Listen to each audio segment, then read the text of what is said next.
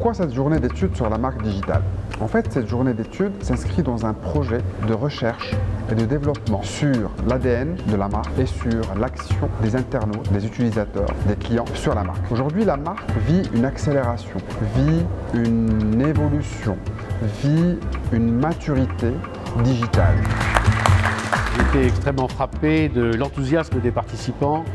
de leur créativité, de leur inspiration pour échanger autour de ces thèmes. La journée s'est dispatchée sur une première réflexion que j'ai essayé de mener sur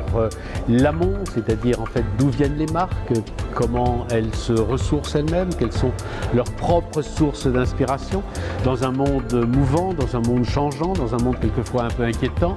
et en essayant de déterminer quel peut être le rôle de chacune de ces marques au niveau social et comment elle peut s'inscrire dans la durée et dans l'histoire. C'est la première fois que j'assiste à cette thématique, ce séminaire sur la marque digitale. Je trouve que c'est très intéressant dans le domaine de la communication et vu les mutations technologiques très rapides et puissantes qui transforment un peu le paysage médiatique. J'ai trouvé très intéressant les interventions de ce matin sur le digital et sur la problématique de la marque digitale notamment, à savoir est-ce qu'une marque est-elle digitale d'un point de vue des moyens ou est-ce que le digital fait partie de la substance, de l'ADN propre de la marque? J'ai trouvé ça super intéressant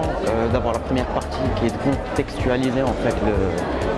la marque avec les enjeux globaux à venir, etc., que je partage totalement. Alors les enseignements que l'on peut tirer de cette journée, c'est d'une part des fondamentaux ou dans cette transformation digitale qui est initiée par les outils et par les modalités nouvelles des consommateurs qui prennent un petit peu une présence et le pouvoir sur la marque, qui n'est plus une marque qui descendait de l'information, dans laquelle on avait confiance. Aujourd'hui, force est de constater que la publicité suscite des interrogations de la part des consommateurs et qui met à mal la marque. Nous avons fait des ateliers, chacun autour de la table, en essayant de réfléchir à ce que peuvent devenir les marques que l'on appelait océaniques, qui sont des marques qui sont généreuses, empathiques, fraternelles, des marques historiques, qui sont des marques ancrées dans la tradition et dans une vocation à révérer ce qui leur appartient en propre, et puis les marques ludiques qui sont là pour